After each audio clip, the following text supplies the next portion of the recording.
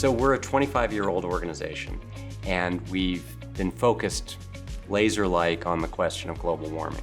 Our original mission was to reduce the air pollution emissions, the conventional and air toxics emissions from coal, oil, and gas-fired power plants. In so doing, also achieve the co-benefit of carbon dioxide reductions. Our major focus has been the energy system on the planet, which is responsible for 75% of the warming. And what we've done consistently for 25 years is take the best science, the best technology, the best understanding of the commercial energy system, and our understanding of policy and advocacy, and combine them all to push the global energy system to very, very low carbon emissions and ultimately to zero.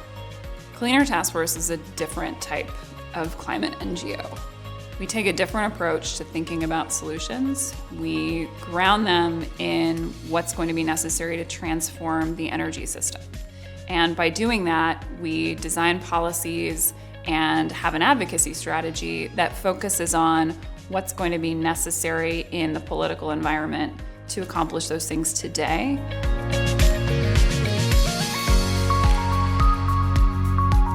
80% of all the energy the world needs, that's today very dependent on fossil fuel and very hard to decarbonize, particularly in sectors like transportation, shipping, industrial sector. So we really need to rethink how the whole energy matrix needs to be addressed, particularly in these very increasingly energy demands that we see in the world. Our theory of change at Clean Air Task Force is really that, of course, we need comprehensive climate policy like carbon pricing or clean energy standards, but without technology-specific policy, we won't have the technologies available to actually have the impact of these comprehensive climate policies. We have to essentially replace the entire energy system and double it in size in the next 50 years. We need to really be open-minded to options, and we need more options, not fewer. We work on a variety of technologies, particularly next-generation decarbonization technologies. If we look at the International Energy Agency's analyses, 75% of emissions reductions are expected to come from technologies that are not yet mature.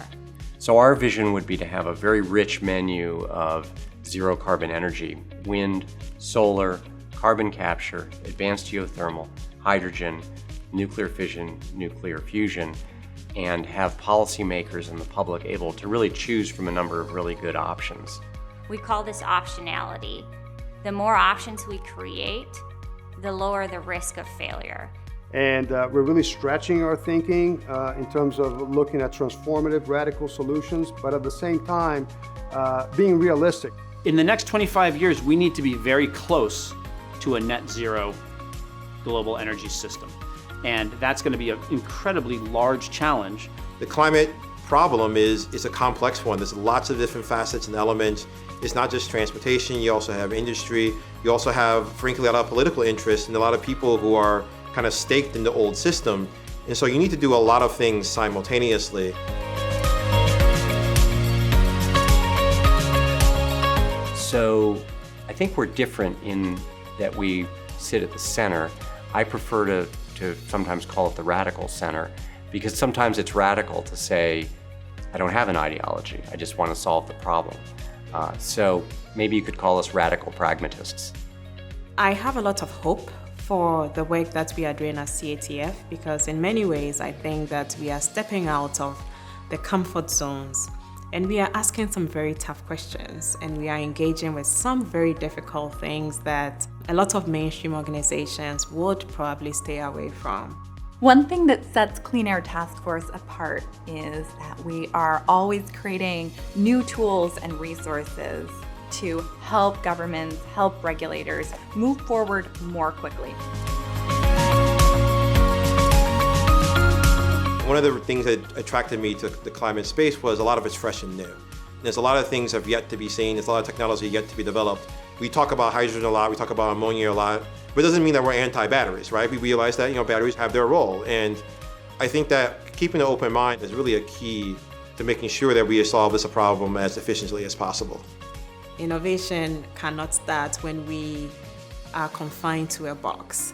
Innovation requires radical thinking. Innovation requires us to really think outside of the box in many ways. The work that we do here, it's really stepping out of the mold and doing something very different from what everyone else is doing.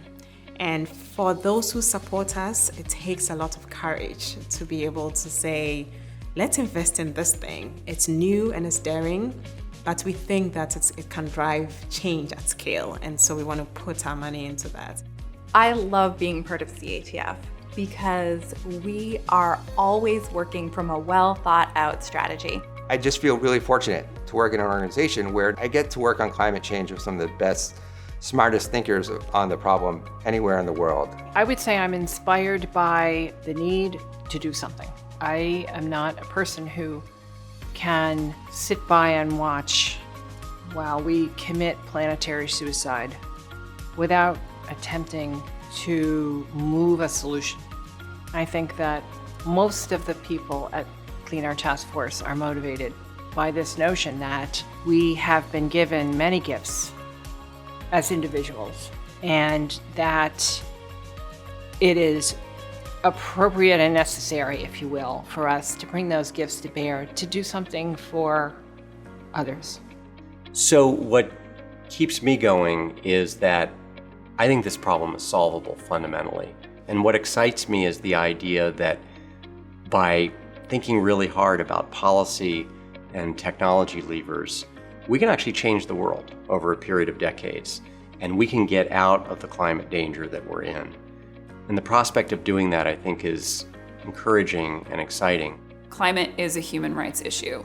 We have a responsibility to take action and to make a difference for generations to come.